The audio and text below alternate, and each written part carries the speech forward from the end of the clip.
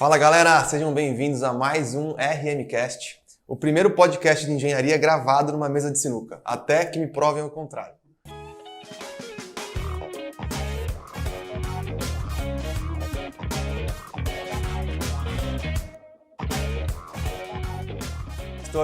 Eu sou Fernando Guimarães, um dos sócios da RM, Head de Negócios. Estou aqui com o nosso engenheiro marqueteiro, o Caio Aguiar.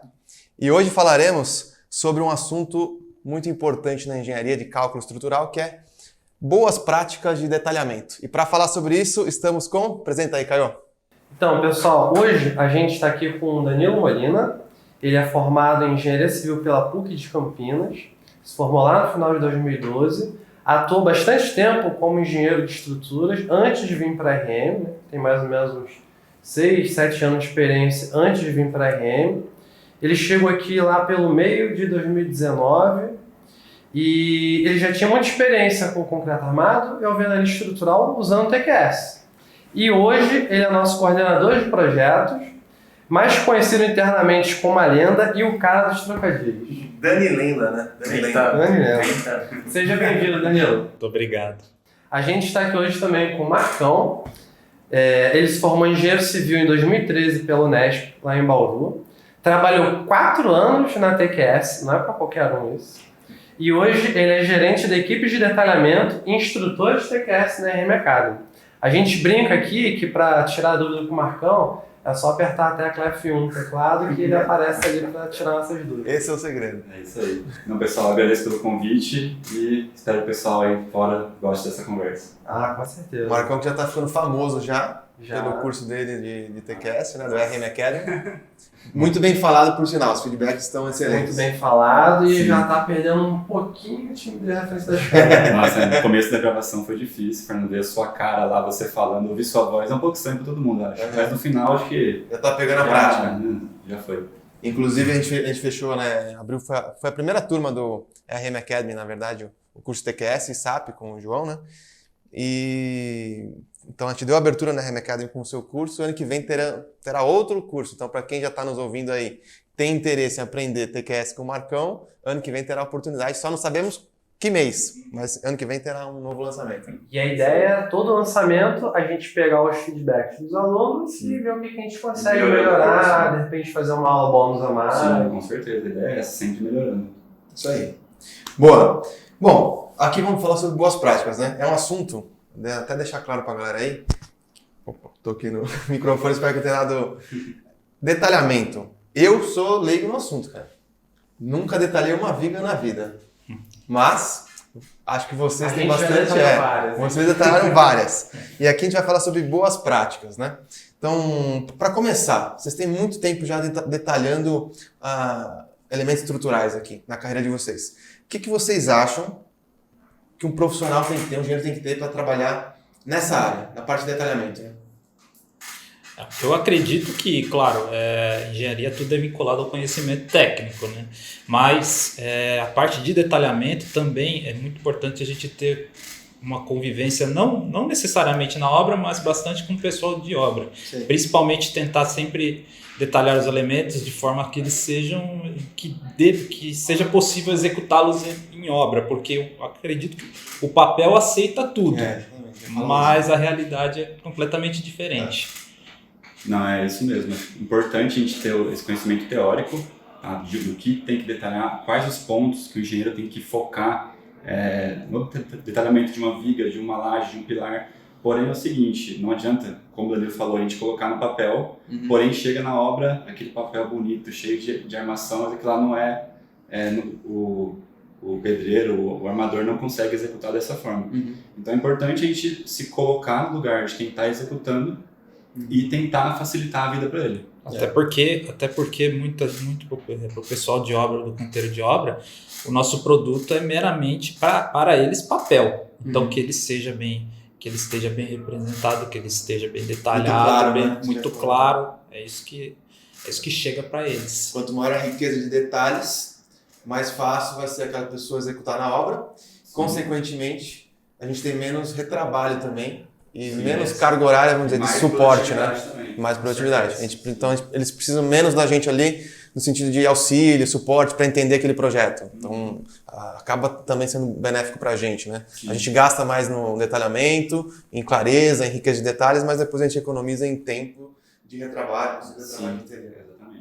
A ideia é essa mesmo. Uma coisa que, de repente, o pessoal de casa não sabe, né, é que antes de a gente começar a fazer o detalhamento, antes a gente tem que fazer a concepção do edifício, que é a equipe de desenvolvimento da RM que vai fazer essa parte. Depois que a equipe de desenvolvimento fechou o modelo, a gente torce para estar tudo certo, para a gente não ter que ter mais um retrabalho. Na verdade, né? porque é um bom modelo e já chega pra gente mais redondinho. Isso. E aí, assim, quando chega pra gente, o modelo, a princípio, tá redondinho, e aí que a gente começa a mandar bala. Exatamente. Fernando, quanto tempo a gente gasta detalhando comparado com o tempo que a gente fica em desenvolvimento? Essa é uma pergunta muito boa, assim, e eu acho que pode surpreender muita gente. A gente tem até uma história engraçada sobre isso aí, porque pra gente, vamos falar mais comercialmente, pra gente precificar um projeto, a gente sempre estima os dias de trabalho que a gente vai ter. É essa a métrica que a gente usa, né? Na verdade, o nosso custo é homem-hora. Então, metro quadrado, por exemplo, muita gente fala reais por metro quadrado. A área é só uma variável, porque tem muito mais coisa para você avaliar. Se tem repetição de torre, repetição de pavimento, se tem subsolo, não tem subsolo, a complexidade do empreendimento, se é concreto, se é alvenaria, tem uma série de coisas. Então, no fim, a gente precisa projetar quantos dias a gente vai gastar. E no início da empresa, a gente não tinha essa métrica, porque a gente não tinha um histórico, né? Então, como é que eu vou... Eu não tenho nada, não tenho dados para avaliar, né? Então, a gente tem que, de fato, estimar. Aí a gente chegava assim, eu acho que... Eu sempre gostei muito de usar dados, assim, e ter umas métricas internas para calcular. Para gerenciar se não tiver nada. O que não se mede não se gerencia. Então, a gente fez uma primeira análise, assim, por área construída. Na verdade, a gente considera aqui uma área corrigida, que é um cálculo nosso, uma conta interna que a gente transforma a área total construída numa área corrigida. A gente leva em consideração a complexidade, repetições, uma série de coisas. Aí chega numa área corrigida, que só nós temos essa área. Aí a gente pega a cada 1.000 metros quadrados de área corrigida, quantos dias eu gasto no EP. E aí a gente quis fazer uma correlação do EP com o pré-executivo e executivo. A cada um dia gasto no EP, quantos eu gasto no pré-executivo e no executivo. Vocês querem chutar mais ou menos quantos que é? Cada um dia no EP, quanto eu gasto no... Um dia no EP, 3 pré e 6 executivo. Num projeto de concreto armado. Concreto armado. Eu chutaria. Vocês acham que tá... Eu chuto 60% no detalhamento e 10% no EP e o resto... 10% no EP? Pro EP. Você lembra? Uau. Um número bem similar ao que o Marcos falou. Cara, vou falar como é que a gente fez lá. A gente pegou no início, né? Falou, quanto cheguei pro Raul, né, no caso, era eu e ele, a empresa. Falei, Raul, e aí? Vamos chegar numa conta aqui. A cada um dia, quanto eu gasto no pré-executivo e executivo? Aí ele falou assim, pré-executivo mais ou menos a mesma coisa. Então a gente considerou cada um dia no EP e um dia no executivo, no pré-executivo. E no executivo? No executivo uns 4 dias a mais. Então, 4 dias a mais. Beleza. A gente começou a orçar projeto assim. Pegava lá um dia e tal, fazia a projeção, né? Aí depois que a gente teve, depois de 1 ano, 2 anos de empresa, que a gente tinha alguns projetos finalizados para avaliar, a gente pegou uma amostra, assim, pegou 2 ou 3 de concreto, 2 ou 3 de alvenaria e fez análise. A gente descobriu que a cada um dia de EP, a gente gastava um dia no pré-executivo, estava certo, daí estava certo. Agora, executivo e LO, tem projetos que o LO é bem rápido, tem projetos que tem mais revisões no LO, né? Mas, tem assim, projeto que não tem LO, é só executivo. É só executivo, Depende do né? critério lá da Constituição. Mas assim, executivo e LO, a gente descobriu que no concreto, a cada um de um EP, a gente gastava 9 no executivo. 9. Então assim, é quase, que você falou, uns 80%, não, você fazendo 60%, né? É mais ou menos uns 80% que você gasta de um projeto ali é no executivo. E alvenaria estrutural, no nosso caso também, como a gente tem um padrão de detalhamento muito elevado, assim, em alvenaria, é até mais. Então, vai de 10 a 11. Bizarro, né? E a gente estava orçando tudo errado.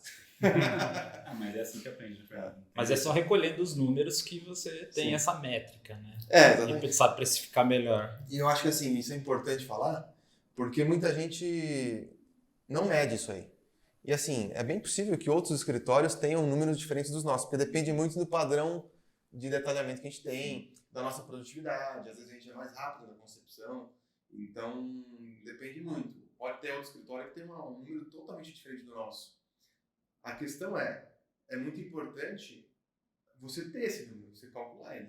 Porque senão você vai fazer uma estimativa de trabalho para dimensionar seu time e precificar seu projeto totalmente errada. Eu acho que isso é o importante. Não é que esse 119 se aplica para todo mundo, mas é importante o pessoal ter essa É que a gente consegue ter essa métrica exatamente por como segmentamos as equipes. Sim. Porque há muitos escritórios que não segmentam a equipe de concepção e detalhamento. Às vezes, muitas vezes concentra na mesma equipe. Então a mesma equipe faz a concepção e a mesma equipe faz o detalhamento e ela cuida basicamente de alguns projetos. Então para eles a métrica, o dimensionamento da equipe, a precificação é de outra maneira. Às vezes é horas do pessoal sem diferenciar equipes de concepção e detalhamento, que é o nosso caso. E além disso, o nosso sistema de gestão, o Metacron, dá esses dados para a gente de maneira muito assertiva. Né? A gente tem lá cada projeto, construtora, cada etapa, cada tipo de atividade. Depois de um tempo a gente consegue filtrar e consegue ter esse número.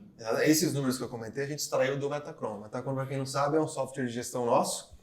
Ele é como se fosse um Trello, um Asana, esse software de gestão de tarefas que a gente tem por aí, só que personalizado, né, específico para a gente. Então ele tem uma série de algoritmos ali e a gente consegue extrair dele quantos dias cada engenheiro trabalhou em cada projeto.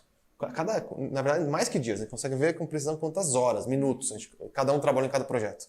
Em qual etapa e qual atividade. Então a gente consegue ver o custo do projeto efetivo e também e ter essa correlação, né? De o que está pesando mais pra gente, se é o executivo ou concepção. E uma coisa que é legal falar é que essas 9 horas é porque a gente já tem um template bem definido, né? De detalhamento, a gente tem lá os nossos procedimentos internos, a gente tem... É como se a gente tivesse uma ABNT informal interna da RM para detalhamento. E já tem os critérios do TQS, no caso. Configurado. Tudo configurado, plotagem, critérios de projeto, de cálculo, tudo lá, todo edifício tem os mesmos critérios. Se não fosse isso, ia ser muito mais, com certeza.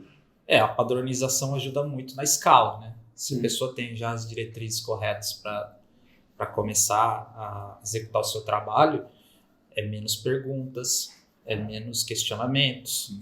Basicamente, acaba tornando o processo um pouco mais mecânico, pode até ser, mas a gente evita muito existe o ganho produtivo nessa... Até uma coisa que o Raul sempre comenta, toda reunião ele fala, gente, eu quero abrir aqui um PDF, eu quero olhar e eu não quero saber quem que detalhou, se foi o Caio, se foi o Danilo, se foi o Marcos. Eu quero ver e falar RM. Tá? Então isso é uma coisa que a gente, hoje, eu acho que a gente está num nível muito bom de padrão. Então, seguindo essa ideia do Raul, a gente abre 2 PDF e a gente não consegue saber, sem olhar no nome, quem detalhou. Então isso é importante porque, na verdade, quem está detalhando é RM, né? Não é o Danilo, não é o Marcos, não é o Caio. E, cara, isso é importante você falar isso aí, porque, assim, tem muito escritório de estrutura de pequenos, né? O pessoal está começando, tem lá 2, 3 engenheiros, desenhistas, equipe de 6, menos de 10 pessoas. Agora, quando você parte para um escritório como o nosso, que está com 50 engenheiros, como é que você faz, né? É muito importante ter o padrão, porque é muita gente fazendo. Então, de fato, você tem que ter ali um padrão, um roteiro, um checklist, alguma coisa nesse sentido, que é para você poder garantir que o seu cliente, independente de quem tenha detalhado, depende do cliente, vai receber o mesmo padrão da nível de detalhamento que a RM entrega, né? Exatamente. Às vezes chega gente de outros escritórios com outros padrões, não é que estejam errados, mas eles estão seguindo o nosso padrão. Então, a gente tem que treinar essa pessoa. E é por isso que esses procedimentos que a gente tem no nosso servidor, tudo descrito certinho, alguns projetos de base que a gente pede o pessoal dar uma olhada, isso ajuda bastante para entregar esse projeto com o nosso padrão RM. Então a gente respeita o que está na norma, que é a obrigação da gente, e além disso a gente tem os nossos critérios pessoais. Exatamente. Mais uma questão de produto. Isso, exatamente. Para entregar um produto sempre padronizado até para o cliente. Imagina pegar dois projetos diferentes do mesmo cliente. Ele vai olhar e falar, pô, mas RM, você também é RM. É esse tipo. Mas fica na cara que é outra pessoa que fez, né? Mas até para nós mesmo é muito melhor, porque até pelas nossas... Eu acho que vai ser um tema abordado mais para frente, mas a questão das conferências, às vezes o projeto é executado por uma outra equipe, eu consigo conferir e não estranhar. Saber o que a pessoa fez, saber como ela... Saber o que ela quis colocar ali. Aqui a gente tem um processo, né, de detalhamento. Vocês conseguem explicar para a gente melhor como é que é esse processo? O pessoal do desenvolvimento fez a concepção. Aí ele faz lá um briefing com você para saber do que se trata, as especificidades, né, de cada projeto. Exatamente. E aí, como é que começa o processo de detalhamento para cada equipe? Tá, então a gente tem aqui interno que a gente chama de reunião de passagem. Então começa um projeto, estudo preliminar, pré-executivo, todas essas duas etapas ficam com a equipe de desenvolvimento. Então eles entram em contato com os arquitetos, com o pessoal de projetos complementares. Fechou a etapa de pré-executivo? Fechou, então beleza. Aí a gente faz uma reunião interna. Então a gente escolhe aqui um coordenador, por exemplo, o Danilo vai coordenar tal projeto. Então a gente faz uma reunião onde o coordenador da etapa de desenvolvimento passa o projeto e passa todas as diretrizes desse projeto. Tá? Então, quem que é o arquiteto que você vai falar? Você tem alguns pontos, ficou faltando ajustar isso, vai chegar um relatório disso. Então, todos esses pontos não está definida a fundação ainda. Exatamente, sempre tem algumas perguntas meio padrões. Tem fundação? Já tem marcado e definido? Então, algumas coisas a gente já sabe que vai conversar nessa reunião e a partir desse momento a gente tem uma queda, entre aspas. O projeto saiu da equipe de desenvolvimento e foi para o coordenador. Óbvio que a gente, às vezes, tem que conversar. Fala, putz, um negócio aqui que eu não entendi muito bem, eu tenho que fazer isso. Mas, assim, às vezes a gente identifica lá na frente, vai precisar de uma alteração. Exatamente, você volta e conversa. Tentar entender o que a pessoa quis com aquela concepção. Então, sempre tem. Aqui a gente é muito aberto. Né? A gente fala que fechou o projeto, passou de equipe, mas aqui a gente conversa com todo mundo. Então, não tem esse negócio de equipe fechada. Mas, assim, na RM a gente tem essa quebra, tá? Então a partir desse momento o projeto fica com o Danilo, por exemplo. E aí a gente vai ver se já tem projeto de fundação, vai lançar a fundação, vai ver a questão de furação e vai dar início ao projeto executivo mesmo, começar a detalhar os elementos. Acho que a gente não comentou, mas assim, falou brevemente, mas a gente usa o TQS aqui, né? Isso. Concreto armado 100% TQS. 100% TQS. E explica ao pessoal como é que é com relação ao software. Tá, o TQS, porque assim o pessoal fala, mas o software faz tudo automático, já entrega lá as armações. Se fosse assim, a gente estava ferrado. Não é bem assim, né? Não é bem assim, né? Não é bem assim. Tem uma coisa que eu até falo bastante no curso, desculpa interromper, que eu bato bastante nesse ponto de, inclusive o curso foi focado nisso, de não fazer um piloto de software. Então tem que, óbvio, hoje não tem como não usar um software. Na nossa área não é comercial. É impossível. Porque o TQS ele é um software muito complexo e ele é meio travado, digamos que ele é travado nisso. Então ele detalha os elementos exatamente da maneira que a norma diz, ou faz exatamente o alojamento das bases exatamente muito travado. Só que é a questão executiva. Sim. Muitas vezes o TQS detalha o elemento de maneira que na obra não vai rolar. Não é viável executar. Então, assim, se eu quiser, por exemplo, eu posso lançar um prédio, mandar um TQS, montar a folha e enviar para o cliente. Só que o meu projeto não vai ser o mais tranquilo de se executar. Então, e econômico, né? Com certeza. Mas fala assim, por exemplo, o que não, talvez aí para quem está nos ouvindo assim, por que não dá para executar? Dá alguns exemplos assim. Do que você, sabe, o TQS entrega, o papel, exatamente, aí o papel aceita e a obra não. Acho que até quem já mexe com o TQS aí, o Caio que mexe bastante, laje. Laje é um elemento que nunca vai sair pronto o TQS.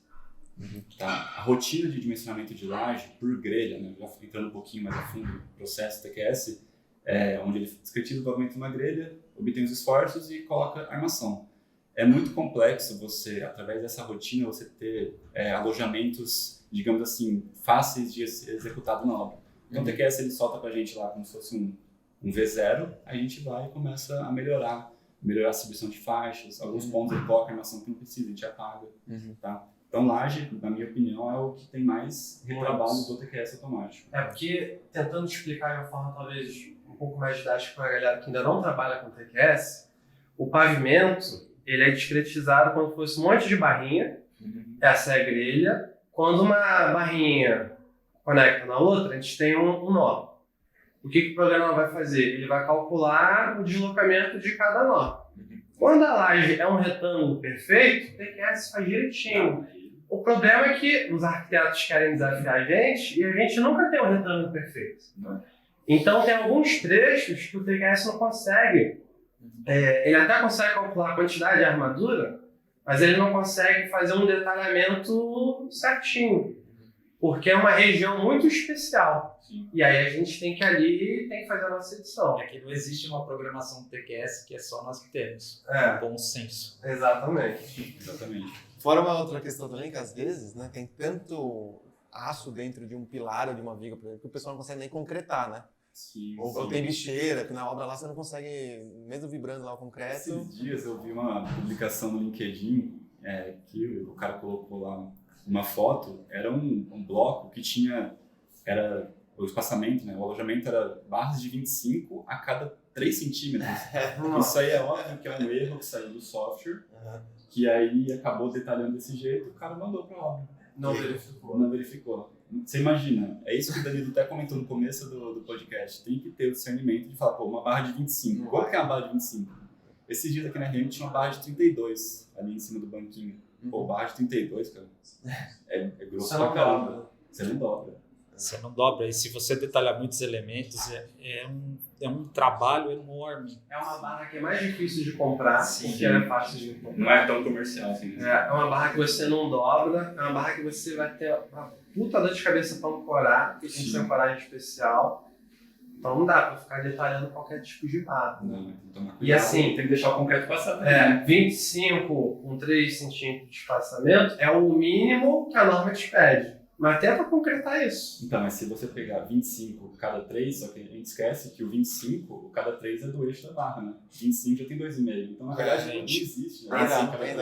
não dá. Entendeu? Isso é uma coisa, Fernando, que até é legal a gente falar, por exemplo, já entrando um pouco mais no mérito, assim, estribo de viga de tensão, por exemplo. A gente tem lá um estribo de feed meia, de meia polegada, que a gente fala. Meia polegada é, sei lá, um dedo, assim, um pouquinho maior, um pouquinho menor. Só que se a gente pensar que feed meia a cada 6 centímetros, aqui tem que descontar o espaçamento, o eixo, né, o diâmetro da barra, e tem que imaginar também que o cara tem que vibrar esse concreto. Né? Exatamente. Então, e outra, se deu barra de 25, barra de meia, desculpa, deu próximo do apoio, ali tem uma região alta de cortante, se eu não vibrar ali corretamente o concreto, vai aparecer patologia ali. Por isso que então o TQS ele joga essas edições rápidas que a gente fala, aí tem um baita de um trabalho para otimizar essa edição para que seja executável na obra. Então acho que até vale falar aqui, poxa, o meu projeto, tem projeto barato no mercado aí. Tá muito barato? Talvez o pessoal não esteja fazendo isso, ou dedicando muito tempo para isso, né? É sempre bom ter um feedback com o construtor, né? Então a gente tem bastante isso aqui. Sim. Porque às vezes também o TQS ele quer armar pelo pico de alguns elementos. E aí a gente tem que analisar, esse pico está coerente? Será que não é um errinho na minha modelagem? E a gente tem que corrigir isso antes de sair detalhando essa armação? Mas até a gente incorporando bons critérios de detalhamento, a gente já consegue mitigar bastante desses problemas. Então, tudo tem que ter um histórico. Tem que ter uma conversa com quem executa, com quem compra até também. Porque às vezes tem construtoras que tem alguns certos fornecedores que têm mais dificuldade de arrumar alguma matéria-prima. Então tem determinadas construtoras que preferem trabalhar com barras menores, com espaçamentos menores. Se você tem esse problema com barras menores, às vezes você tem que aumentar o volume, aumentar as peças. Então assim, tudo você tem que ter um histórico e saber o que você vai pôr lá e mandar para eles. E uma outra coisa também, né? Fora essa questão de ser executável na obra, tem também a questão de economia. Cara, quem trabalha com detalhamento sabe, pelo menos para quem atende grandes empresas, grandes construtoras, incorporadoras, sabe a importância hoje de você ter um projeto econômico. Então, o projeto estrutural não é só aquele projeto que deixa o prédio em pé. Isso é o básico que qualquer calculista deveria fazer, né? Pelo amor de Deus. Isso é obrigação. É uma obrigação. Ele tem que ir muito além disso. Na verdade, aquele projeto que atende às normas, que faz o prédio ficar em pé e ainda entregar uma solução econômica para o cliente. Porque aí que tem o ganho de competitividade. O que faz um projeto ou uma empresa de cálculo estrutural ser bem avaliada e ser fidelizada pelos seus clientes é ter um projeto que entregue competitividade para os clientes. Porque hoje a incorporadora... E eu vejo muito isso do lado comercial. Porque a incorporadora hoje compra lá o terreno, que começa já uma luta para comprar terreno hoje, Aí achar terreno em algumas regiões não é tão fácil. Quando você acha, tem um monte de incorporadora já querendo comprar. Então você compra, aí você faz o estudo de viabilidade, você faz o estudo de massa, chega numa área construída e tal, o preço de venda. O preço de venda é aquele preço que você não consegue mudar muito, porque é o que o mercado, as pessoas estão dispostas a pagar naquela localização. Poxa, vamos supor, vou comprar um apartamento ali em tal região de São Paulo, 15 mil metros. Você consegue vender por 16? Consegue se você tiver uma marca legal, um padrão muito bom, reconhecido no mercado. Você vende um pouquinho mais caro porque o mercado sabe que você tem um padrão mais alto. Mas você não consegue cobrar 20, 25. É uma margem muito pequena. Se a média é 15, você consegue 14, 16. Mas você não consegue subir muito. E aí se você fizer um projeto, você vai lá e faz um projeto estrutural muito pesado, com consumo de aço concreto altíssimo. Isso vai levar o seu custo de construção. Você vai ter que precificar isso aí. Então a incorporadora vai subir o preço do reais por metro. Aí o cliente não compra, porque ele vai lá, ele quer comprar naquela região. Ele acha um do concorrente por 15 mil metros quadrados lá. Metro quadrado que eu estou dizendo aqui do apartamento, né? 15 mil reais o metro quadrado. E a incorporadora está vendendo a 16, 17, não vai vender. Então, cada vez mais, o pessoal cobra da gente, cobra mesmo, tá? Que a gente reduza a taxa de consumo. A gente tem algumas semanas atrás, a gente teve uma reunião com o cliente, que a gente foi lá e tal, sentou e falou assim, pessoal, agora o aço subiu muito, o aço disparou nos últimos 12 meses aí, mais de 100%, absurdo, e subiu muito, a gente precisa ganhar eficiência na construção, precisamos melhorar a taxa de algum jeito. Não, beleza, vamos melhorar, a gente vai fazer um estudo lá. Aí chegou o chefe dele, entrou na sala, falou assim, tudo bom? Queria falar com vocês uma coisa importante agora, para 2022, melhorar a taxa. Não, a gente está sabendo, Aí chegou o chefe do cara e falou a mesma coisa. Falou, não, a gente já está sabendo já. Então, assim, a importância que o mercado dá para isso hoje. Né? Que vocês acham, assim, o papel do cara que detalha, da equipe de detalhamento? Onde que a gente consegue ganhar essa eficiência para o cliente? Como vocês fazem isso? Só voltando um pouquinho, quando a gente falou de passar o projeto, de executivo a executivo, em todas as etapas a gente manda um quantitativo para o cliente, até para ele conseguir fazer orçamento, para ter uma estimativa. Tá? Então, isso que o Fernando falou é importante, porque a partir do momento que o cliente tem uma estimativa, a gente tem que cumprir essa estimativa de taxa. Sim. Tá? O que eu acho aqui, internamente, que eu vejo nos processos, é que a gente consegue economizar bastante taxa em laje. Justamente porque a gente conversou, o TQS ela tem uma certa modelagem em grelha, que às vezes ele coloca uns esforços, uns picos de negativo, que a gente vai lá, analisa, faz sentido? Se fizer, beleza. Agora, se não fizer, a gente consegue dar uma plastificada, que a gente chama, e arma com um negativo um pouquinho menor, e vamos otimizando essa armação em laje. Dificilmente a gente vai conseguir economizar em pilar. Tá? Dos históricos aqui que a gente tem, pilar é um elemento que a gente não consegue economizar muito do que sai automático do TQS. Viga, às vezes consegue economizar um pouco. O TQS tem aquela limitação que quando você coloca uma variação de seção na viga, ele vai armar pela menor seção. Tá? Então aí é papel do engenheiro que está detalhando verificar, tem variação de seção. A armação está pesada, mas eu consigo reduzir essa armação porque na verdade a seção é maior. Tá? Então a gente consegue dar uma otimizada também em viga e laje a gente consegue otimizar bastante. Show.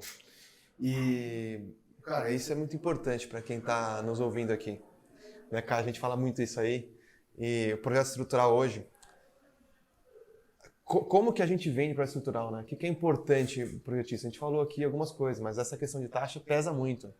Então, às vezes a gente tem o nosso projeto mais alto no mercado, vou lá, orço meu projeto para uma construtora ou um incorporador, poxa, mas seu projeto está 20% mais caro, está 30% mais caro. Vamos falar em reais ali, varia muito do tamanho da obra, mas sei lá, está 30 mil reais mais caro, 50 mil reais mais caro o seu projeto. Tá mais caro. Só que assim, caro é relativo, né? É caro com relação a quê? O que é caro? Eu falo que não é caro, o preço está mais alto. Meu preço é mais alto.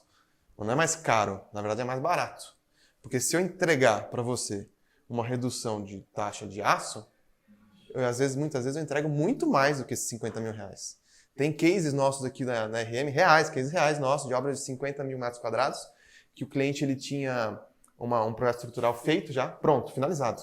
Chegou pra gente e falou assim, olha, vocês conseguiriam fazer algo melhor pra gente economizar? Se vocês conseguirem, a gente troca o projeto. Tipo, eu faço um projeto novo e construo em cima do seu. E a gente fez um projeto para ele, isso foi em 2015, um projeto de 50 mil metros quadrados. Na época, a gente economizou para ele 2 milhões de reais. 2 milhões de reais em redução de concreto, aço e formas, mas principalmente aço. Isso em 2015, tá? Com o preço do aço naquela época lá. Imagina hoje, o que é? Essa economia seria o quê? 5, 6 milhões, não sei. Mas isso tudo passa por boas soluções adotadas. Exatamente, equipe boa. Equipe boa, boas soluções adotadas, boas práticas. Tudo isso dá um resultado. Às vezes é interessante perder muito, com muitas aspas, um tempo melhorando o processo. Exato. Melhorando o processo, isso se reverte em melhor custo mais para frente. E assim, na verdade não tem certo ou errado, são estratégias, né? Se a gente dedica muito tempo para isso, a gente acaba gastando mais tempo com isso, a gente eleva o nosso custo, fora também a questão da equipe, né? A gente não tem qualquer equipe, a nossa equipe é boa, então não é uma equipe também barata, mas isso eleva nos custos, só que é uma estratégia nossa, a gente quer entregar isso para o cliente. Não tem nada de errado a pessoa que não faz, pode não fazer, vai fazer um projeto mais barato? Vai. Só que eu acho que a pessoa que ir para esse lado nunca vai pegar também as grandes construtoras, porque essas não vão aceitar. Pode até fechar o projeto mais barato uma vez. Né? Aí depois que a obra teve um custo absurdo, vai querer trocar. Mas só para o pessoal ter uma noção, às vezes eu fico comparando o que o TQS emite de início e depois quando a gente detalha qual foi a diferença que teve para verificar, né, se o projeto está batendo a meta de taxa ou não. Fernando, às vezes a gente consegue reduzir 1 tonelada de aço por pavimento. É muita coisa. Imagina isso num condomínio né? que tem mais de uma torre, sei lá, 20, 30 pavimentos. Então, essa economia que a gente proporciona para o cliente, a gente bate fácil. Exatamente. Aí eu falo que o projeto acaba sendo de graça, eu falo. Porque nesse caso dos 2 milhões na época, o nosso projeto, naquela época também era um outro valor do nosso projeto. Também era mais em conta e era mais ou menos o que você falou, eram 7 torres iguais. Então, qualquer ganho que eu tenho em um pavimento, eu replico por todos os pavimentos daquelas 7 torres, né? E o nosso pavimento tipo. E o nosso projeto, ele valia ali na época próximo de 10% dessa economia que a gente entregou. Os outros 90% foi lucro que a gente entregou para o cliente. Na teoria, eu poderia cobrar até muito mais, entendeu? Inclusive, Marcão, se entregar projeto detalhado do tipo não vai ter taxa, volta, né? Volta. É até legal o Caio falar isso. A gente tem aqui um procedimento da lista mestra. Não sei se a gente já falou isso em algum podcast, né? Acho que o do Leandro falou, né? Acho que o do Leandro falou. Desse software que é interno nosso, que quando a gente cadastra qualquer tipo de armação, aparece uma janelinha lá. Você verificou taxas? Sim ou não uma taxa específica, tem alguma coisa assim. Então, se verificou e não bateu, volta. Aí, a gente discute, vê por que não bateu, se teve alguma alteração. Você consegue enxugar ainda mais. Você consegue enxugar ainda mais. E aí, depois que bateu a taxa, a gente cadastra. Querendo ou não, a taxa ela acaba mudando, porque o projeto ele muda no meio do caminho. Não é porque saiu da concepção que o projeto está fechado, é só mandar detalhar. Às vezes acontece. Tem muitas mudanças de meio de caminho que essa taxa às vezes não é atingida. Então, assim, temos que ter pelo menos alguma razão para alguma das taxas estarem fora. Por exemplo, já aconteceu de o pavimento todo tá praticamente com a armadura mínima, ficou, sei lá, 3 quilos acima da taxa. Aí o pessoal resolve tirar pilar, deixar uma Aí laje, balanço. como é que a gente vai organizar, né? Tem que saber de onde que saiu esses números, né?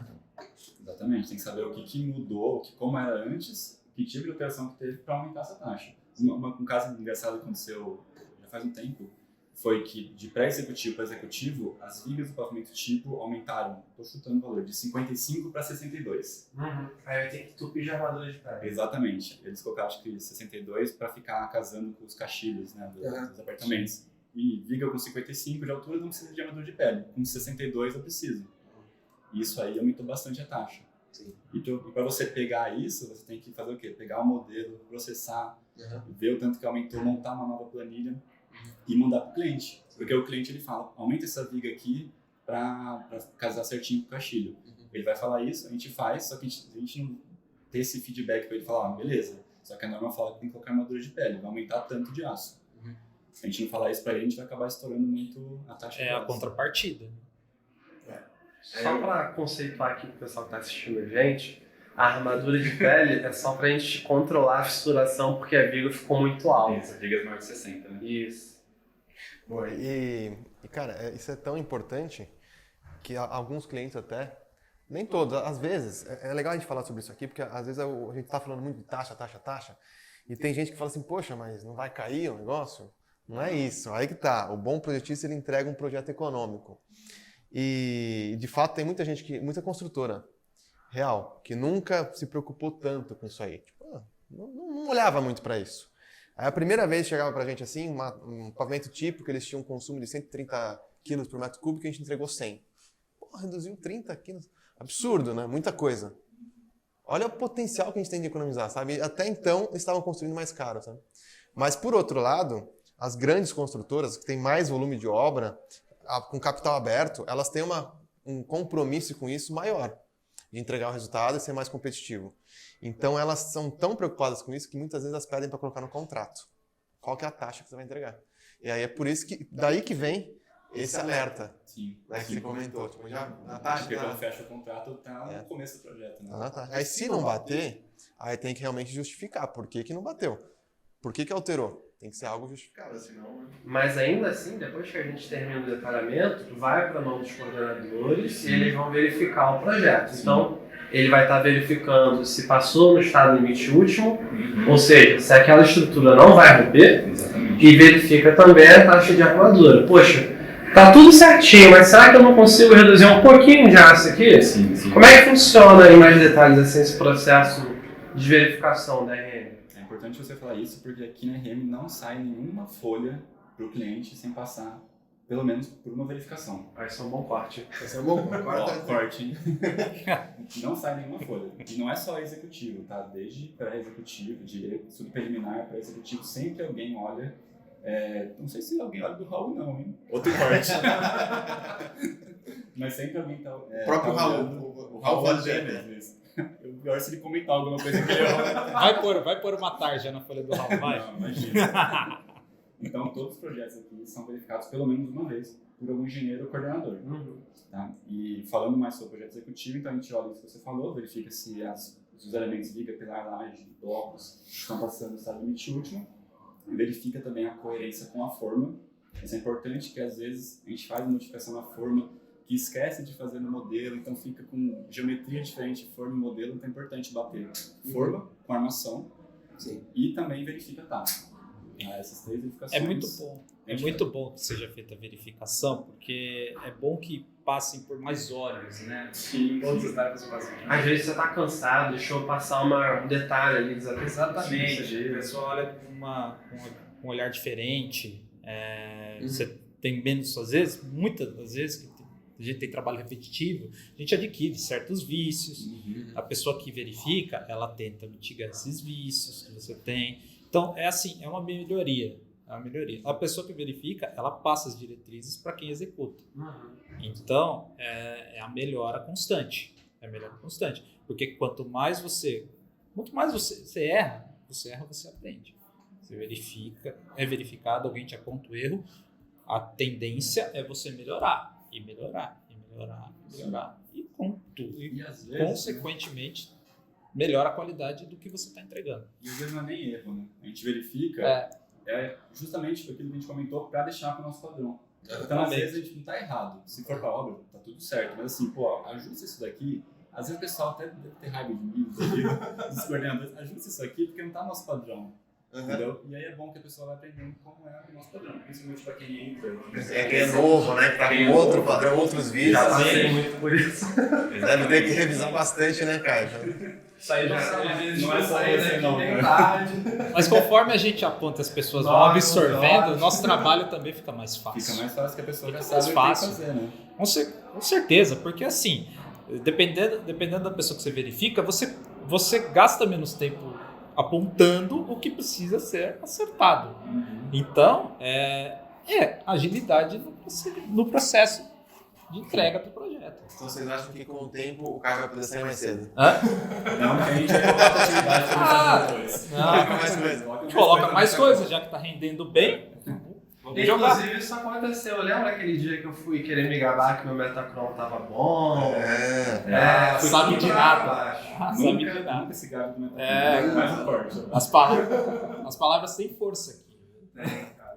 Uma vez o Metacron, para quem não sabe, né, que a gente comentou aqui, cada atividade, cada projeto que a gente lança lá, eles tem um prazo para terminar. A gente tem uma uma métrica, sabe medir, né? Pô, são muitos anos fazendo muitos projetos, né? Esse ano a gente está com mais 100 projetos que a gente fechou esse ano, empreendimentos que serão construídos, né? 18 milhões de faturamento. 18 milhões de venda, né?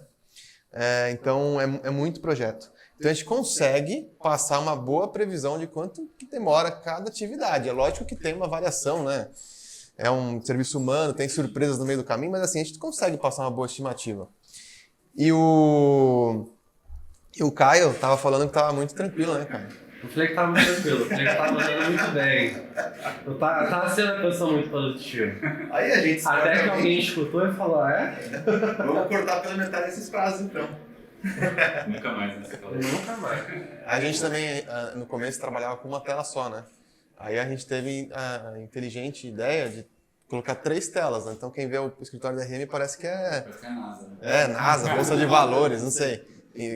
Mas depois que você acostuma, Você não consegue voltar. Nossa. É um caminho sem é volta. um caminho sem volta. E aí o prazo fica também 3 vezes mais curto, a gente corta pelo 1/3, né? Inclusive, quando a gente ficou num período de home office, nem todo mundo conseguiu levar os monitores para casa, porque não cabe. Precisa de uma mesa muito grande. Eu tinha uma mesinha piquititinha, só conseguia ficar com o notebook. Aí eu tinha que minimizar uma tela, Nossa. abrir outra, minimiza a tela, abrir outra. Cara, vocês acham que perde muito, assim, em produtividade? Depende do que você vai fazer. Pro que a gente faz, que é detalhamento, perde muito. Porque às vezes você tem que estar com a forma aberta, com o modelo do TQS aberto e com um desenho próprio de E o detalhamento. Spotify no outro, né? Porque assim, às vezes você está olhando os esforços na grelha em um, verificando a forma, se está tudo ok com o que você tem ali, e no principal aqui você manda ver um E às detalhamento. vezes uma planilhinha auxiliar. Uma planilha ali na Excel em algum canto ali para auxiliar a gente a verificar a armadura está dando TQS, está batendo? Então vamos lá, aqui está certo. Porque às vezes é aquilo que a gente comentou, né? Dá uns picos estranhos. Sim. E às vezes ele fica meio perdido de pegar a referência. Sim. O TQS sabe calcular, ele só pegou uma referência errada. Só pegou um esforço que talvez não é real. Isso. E qual que é o perfil do engenheiro de detalhamento? Meio doido. Doido? O cara tem que ser doido. O que mais? É pré-requisito pra entrar. Obviamente tem que ser detalhista. Tem que ser Obviamente. obviamente. Só detalhamento. Porque assim, tem engenheiros. Acho que isso até é importante falar, porque assim, a gente tem equipes separadas, né? Concepção e detalhamento. No começo não era assim, mas quando a gente foi crescendo, a gente acabou dividindo. Eu acho que existem pessoas que acabam se adaptando mais ao detalhamento e pessoas que se adaptam mais à Sim, concepção. Sim, concepção, a pessoa tem que ter uma visão mais ampla, mais global. Né? Você entendeu como está trabalhando o seu edifício. Detalhamento é na vírgula ali. Mais importante, concepção tem que entender também de outras disciplinas. Exatamente, não é só estrutura. O que interfere, elétrica, hidráulica, arquitetura, paisagismo, Tem que saber ler os projetos. tudo que essas outras disciplinas vão impactar no seu projeto. Tem que ter esse perfil, tem que saber conversar com o pessoal, saber onde que tem que bater o pé mais, onde que tem que ceder. Eu acho que o pessoal da concepção, eles têm que ter um pouco dessa visão ampla do que é o produto final, Sim. não o produto estrutura. E eu acho que uma coisa que faz muita diferença, o cara tem que gostar daquilo que ele está fazendo. Porque imagina, você vir todo dia cedo, alguns dias você, infelizmente, tem que sair muito tarde. Acontece. Geralmente é sexta-feira. Acontece, geralmente sexta-feira, que é dia de entrega. Então imagina, o cara vai ficar o dia inteiro fazendo só detalhamento. Tudo bem, são, né, todo dia só laje, só viga, vai alternando. Mas se o cara entra aqui, ele não gosta de fazer isso, ele vai ser infeliz. Ele tem que gostar de trabalhar. Mas isso eu acho que qualquer profissão, né? Pode se estender a qualquer profissão. Qualquer profissão. O cara que a gente fala muito na hora de contratar, principalmente estagiário, né? Porque o estagiário às vezes não sabe ao certo o que ele quer. Vocês já estão há um tempo já com projetos, então espero que é isso, né? Você gosta disso. Mas o estagiário às vezes não sabe. E a gente quer, isso é muito importante no momento da contratação, ver se é realmente aquilo que o cara quer. Porque você como engenheiro, você pode trabalhar em obras, você pode trabalhar em banco, eu mesmo vim de banco. E você pode trabalhar com cálculo estrutural, concepção, detalhamento. Então é muito importante realmente você se identificar e gostar daquilo que está fazendo, porque senão os dois perdem. A empresa perde, porque você não vai render o que poderia render e vai ficar pouco tempo, e você perde porque você perdeu tempo. Passa mais da metade da sua vida no trabalho. Que você não gosta. Que seja um trabalho. que Veio você do fala. estagiário ao investimento da empresa, né? Todos os estagiários até agora foram efetivados. Todos foram efetivados. A gente fala com muito orgulho disso. A gente, como empreendedor, a gente tem um compromisso com todo mundo que está aqui, né? Não só os estagiários, mas todo mundo. A gente quer ver todo mundo crescer. Nem sempre a gente pode dar o ritmo que a gente gostaria, ou que as pessoas gostariam. Depende de mercado, depende do nosso crescimento. Mas a gente fica, até o momento, a gente tem esse orgulho. Todos foram efetivados. Ano que vem, mais alguns serão efetivados. Então, se teu pessoal está preocupado aí, pode ficar tranquilo. Vamos ter que subir mais um andar. Será que o projeto estrutural dá? Será que o projeto estrutural daqui foi contemplado? Não foi a gente que fez, hein? Que vai ter que quebrar a parede e alugar Vão ter que esbarrar numa parede aqui. Não foi a gente que calculou aqui. Hã? Não foi a gente que calculou. Então, Tem balanço importante. é um balanço legal. E é Estou também nele. onde o Onde o Raul vai senta. sentar, né? Estou nele também, ó. O Danilo e o Raul, pô. Quer carga maior que isso? Depois vale a pena vocês Eu conferirem. sou contra a flecha. A gente escolheu esse prédio de propósito. Para quem já conhece nosso prédio aqui, ele tem um balanço enorme, onde algumas pessoas... Triangular, onde algumas pessoas sentam lá. E a gente deixa as pessoas mais leves, né? Para garantir que... E estagiário realmente, cara, é um investimento, cara. Demora, né? Vocês têm estagiário na equipe de vocês. Você sabe o quanto que demora até um estagiário ser formado, né? Então, de fato, tem que identificar com a empresa e com a atividade. Né? Normalmente, nós todos aqui já fomos estagiários, todos nós passamos pelos dramas deles. Todo mundo já fez um... Porque o estagiário, querendo ou não, a gente delega muita tarefa aqui. Basicamente é tarefa braçal. O café não tem mais tanto isso, né? Mas o estagiário raiz faz café. A gente tem um estagiário que fez café esse O dia. estagiário fez café, os bons tempos. Não, mas a gente sabe tudo que o estagiário passa, né? Porque você faz o trabalho, a gente chama de trabalho braçal, que é aquele trabalho mais simples, porém bem repetitivo, tudo. Todo mundo aqui já passou por isso, imagina. Então, a gente sabe que faz parte, da formação do engenheiro, faz parte. Tem que roer um pouco o osso no começo. Né? Tem que vir depois. Mas falando em filé, o que vocês acham que dá mais trabalho de detalhar aqui nos projetos que a gente faz? De detalhar, é aquilo que a gente falou, eu acho. É laje. Apesar de ser um elemento que teoricamente não é o mais complexo da estrutura. Em teoria, calcular uma laje é simples. É simples. Mas a gente pra tem detalhar, pavimentos tão complicados. exatamente. Pavimento que tem furo, que tem às vezes lajes que Rebaixo. são esconsas, rebaixos. Eu acho que não tem uma resposta certa, porque a laje, viga, muito mais laje que a gente tem bastante projeto de alvenaria. Laje tem todo prédio, viga às vezes pode não ter. Mas laje é um volume muito grande de trabalho, são muitas folhas geradas, né?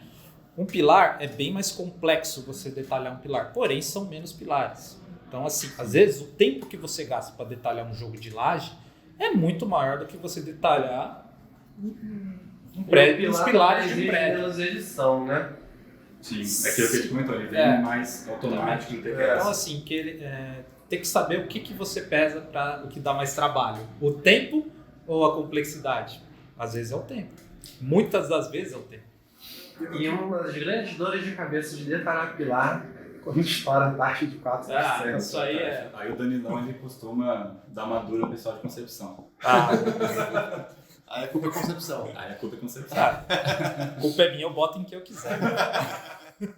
Existe a rixa. Concepção é bom a concepção entregar redondinho, senão vai ouvir. Né? Mas assim, na minha opinião, o que mais dá trabalho são as vigas especiais. É aquela viga de rampa, que a gente tem que fazer muita coisa manual, de escoramento. Viga com mais de uma seção transversal, ela varia no meio do vão, então se dá muito mais trabalho para detalhar. Viga com furo sempre, às vezes tem uns furos que é tão pequenininho, a gente sabe que não vai dar problema, a armadura é mínima.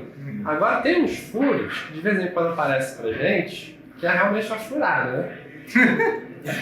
Porque assim, às vezes a concepção fez tudo, mas a gente ainda não recebeu o projeto de instalações para colocar os furos. E aí cai para alocar justamente quando? Quando está na fase de detalhamento. É que essa é uma das únicas disciplinas que chega para nós sem passar pela concepção antes, instalações. E na realidade é o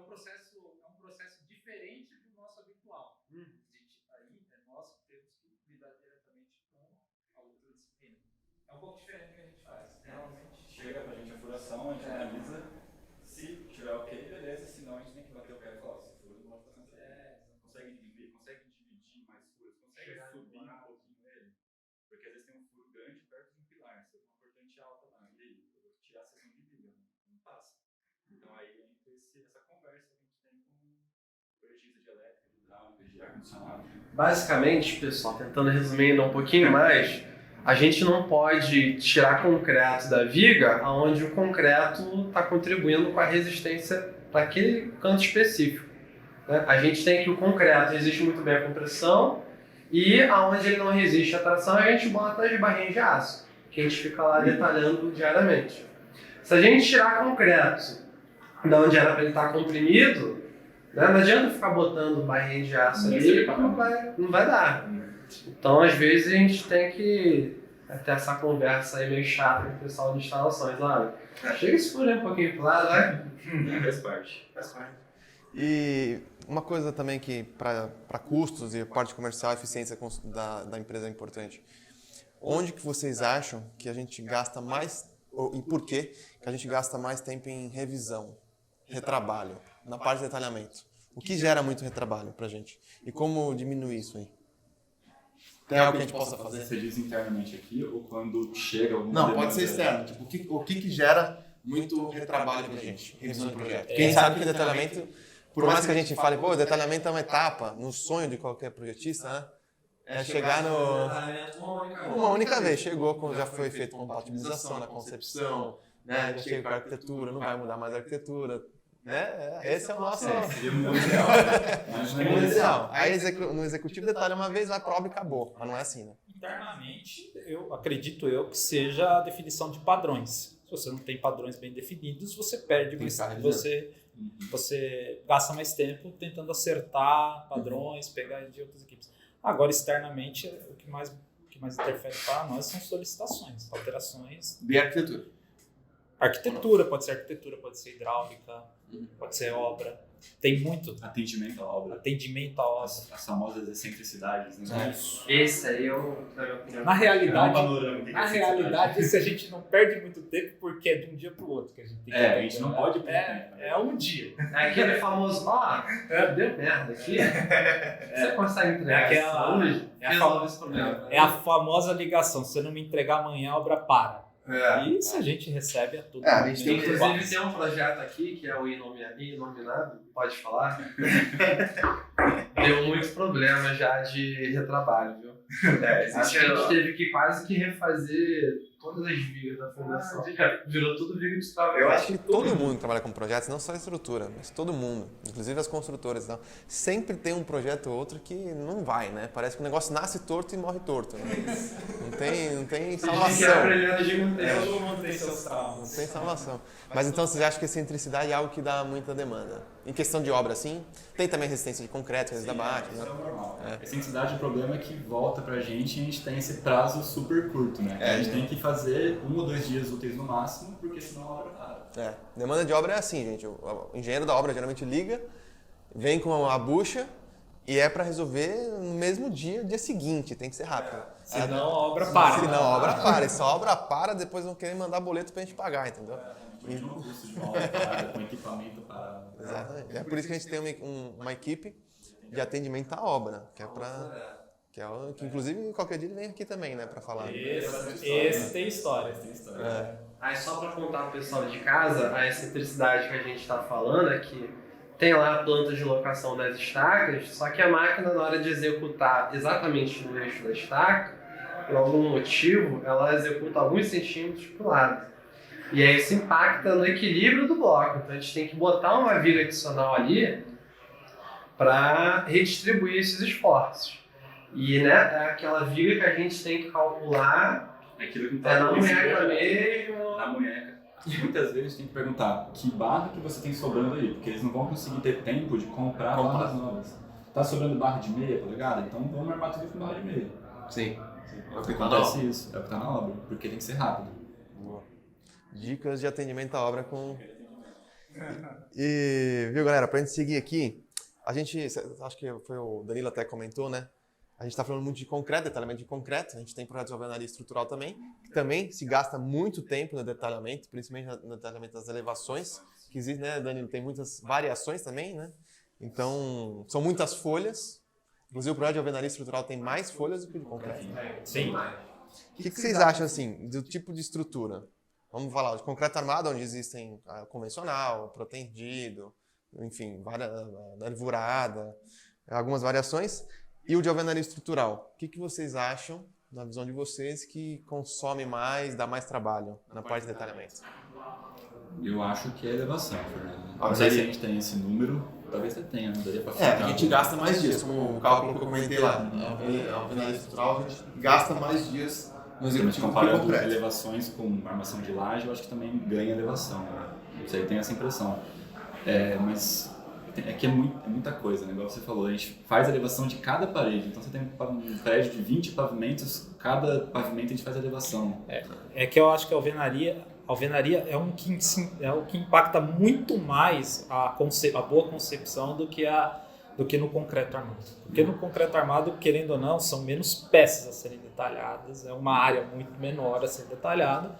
A alvenaria, se ela não é bem concebida, se ela não é bem ajustada com outras disciplinas, ela dá um trabalho formidável.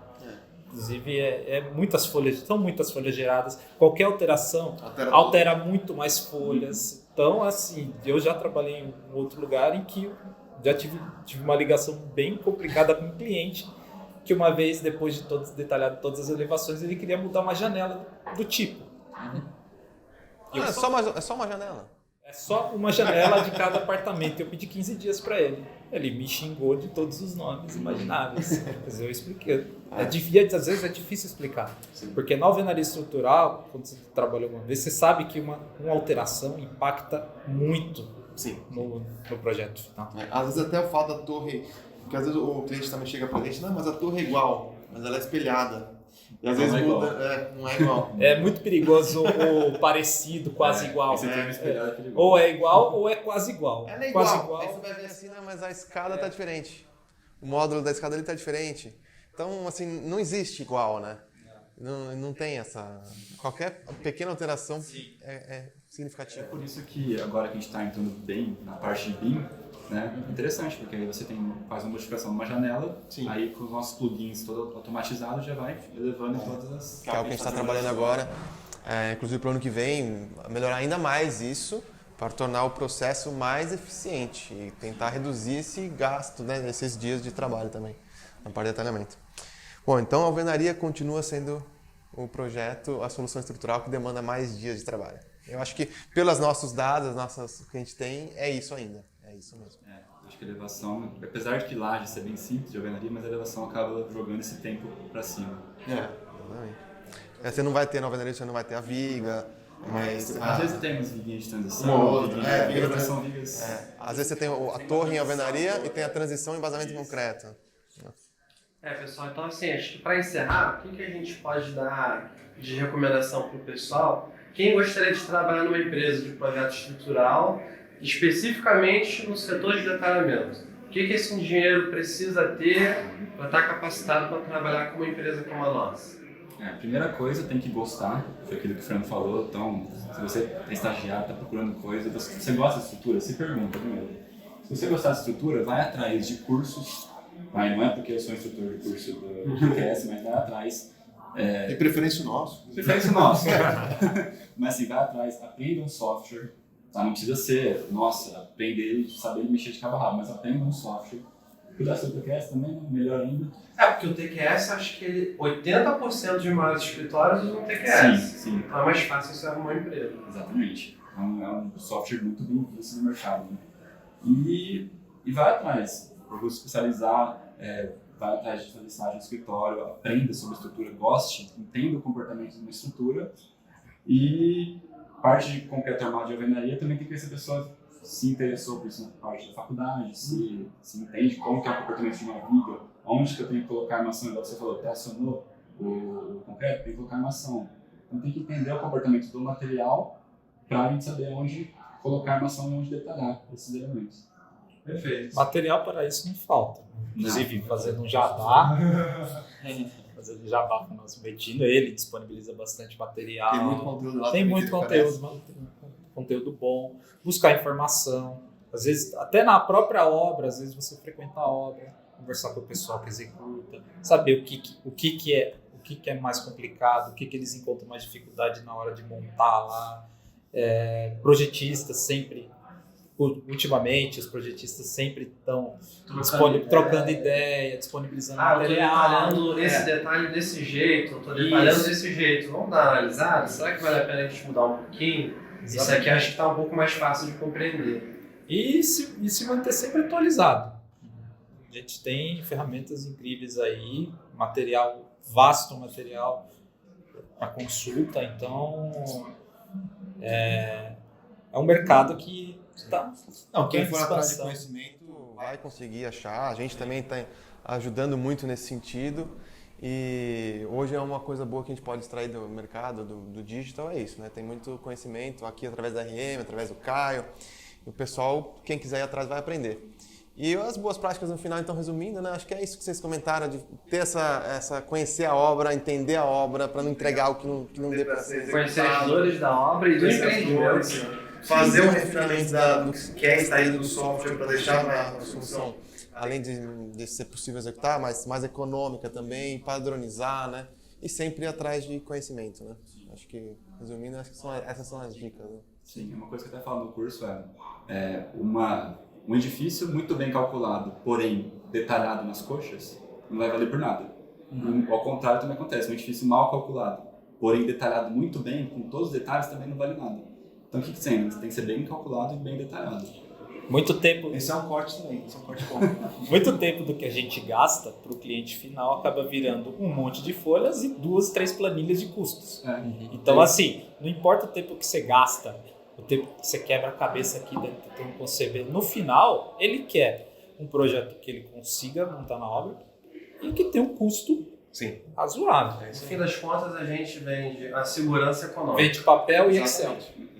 Vende papel e Excel. A gente não vende modelo 6, Vende modelo 6, TQS. O cliente não está nem aí. Isso aí é nosso aqui interno para calcular uma coisa mais econômica. O que ele quer saber quanto ele vai gastar de aço, Exatamente. e que seja possível executar na obra. Porque é a mesma coisa quando a gente vai comprar um carro. Você quer saber como que foi feito, não sei, o motor do seu carro? Não, você quer comprar um carro. Exatamente. Quer saber quantos cavalos ele tem? Exatamente, quer que seja econômico. Quero saber quantos cavalos ele tem, quanto ele gasta, toque no máximo. Você agrega valor ao seu produto. O volume do porta-malas, é Eu isso. só quero saber economia. O ângulo que foi feito e tal. Então, é a mesma coisa. Legal, gente. Acho que é isso, né, cara? Se vocês quiserem deixar mais algum recado pro pessoal, contato, redes sociais, vai se ficar com vergonha, não usar muito, só o LinkedIn de repente. LinkedIn. o LinkedIn. Vocês são aqueles influencers, né? Nossa senhora. Ixi, eu sou influencer. Não sou muito comigo, ou posso ser má influência.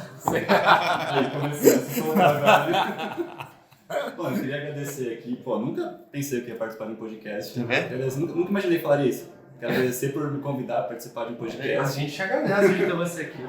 E agradeço o pessoal aí do background, né? Toda a equipe de marketing. Backstage.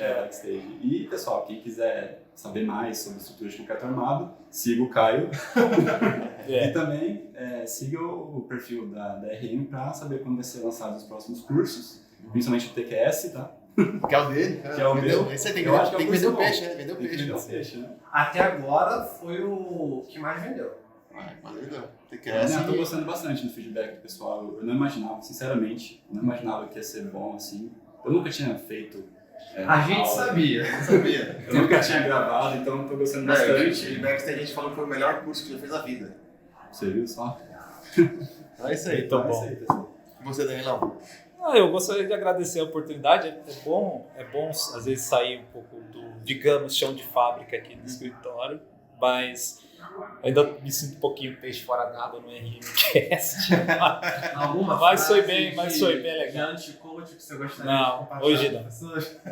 Porque dizem aí que ele é o rei do... Como é que é? Dos trocadilhos. Dos trocadilhos. Rei dos trocadilhos. Mas fica interno, então. Só quem tá aqui sabe. Interno.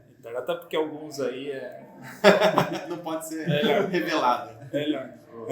Mas É muito isso. obrigado pela oportunidade.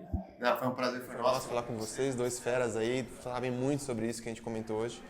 E Caio, como é que o pessoal então consegue achar a gente nas redes sociais? É sua, DRM? Então, pessoal, eu tô lá no YouTube, que é o prof.caioaguiar, ensino lá o pessoal a usar o SAP, o TQS e outros programas de cálculo estrutural, voltado para estruturas de concreto. Caio também é professor, né? Sou professor também, ajudo o pessoal da RM Academy com algumas coisas, dou aula em algumas pós-graduações pelo Brasil. Tenho meu perfil no Instagram, que é onde eu estou mais ativo, toda semana eu estou produzindo conteúdo, é @c.aguiar.estruturas. Lá eu compartilho um pouco do meu dia a dia na equipe de detalhamento e tento ensinar alguma coisa para o pessoal que seja relevante para o dia a dia deles como calculista. E a RM, você comentou da RM? A RM eu vou deixar com você. RM, então, no Instagram, @RM mais projetos. No LinkedIn, RM mais projeto estrutural. Você vai ter bastante conteúdo ali sobre tudo isso que a gente está falando aqui, não só detalhamento, sobre todos os softwares, sobre compatibilização, sobre BIM, sobre Revit, tudo. Então, dá para aprender muita coisa por lá e quem quiser se aprofundar, nesses mesmos canais a gente revela os lançamentos, os cursos, as turmas que a gente abre para o RM Academy. Vaga de emprego? Vaga de emprego também. Muita gente nos segue por isso, inclusive muitos dos nossos candidatos vêm dessas redes sociais, do Instagram e do LinkedIn. E a gente entrevista a gente quase que toda semana. Quase toda semana, muitos alunos da RM Academy. Inclusive, a nova engenheira do Marcão é aluna do curso de TQS. Exatamente, a aluna do Marcão se tornou engenheira nossa, tem mais um agora que acabou de... Inclusive, gente, aqui já vai estar fechado a turma de Revit, né, que tá nesse momento está em aberto. Mas, inclusive, já um aluno que já comprou, já fez entrevista, pode entrar. Então, um bom canal de entrada aqui para a RM é fazer os cursos da RM Academy. E o meu perfil, pessoal, para quem quer aprender mais sobre vendas, eu não sou sou engenheiro também, mas não tenho perfil, experiência técnica que eles têm aqui. Não posso falar, não ensino detalhamento, concepção, isso deixo para quem sabe. Mas isso é uma coisa que é tão importante quanto, né? Mas eu ensino uma coisa que é muito importante também, que é como você vender isso tudo. Então, como você entregar essa... Não adianta você ter uma boa solução, saber fazer o melhor projeto, mas ninguém ter conhecimento disso. Então, como você vende o seu projeto? É isso que eu ensino no meu perfil também, que é @falamaisgg. Lá eu falo mais sobre isso. Acho que é isso, né, gente? Obrigado a todo mundo pela participação. Obrigado, foi um prazer. Até a próxima. Valeu, pessoal. Valeu.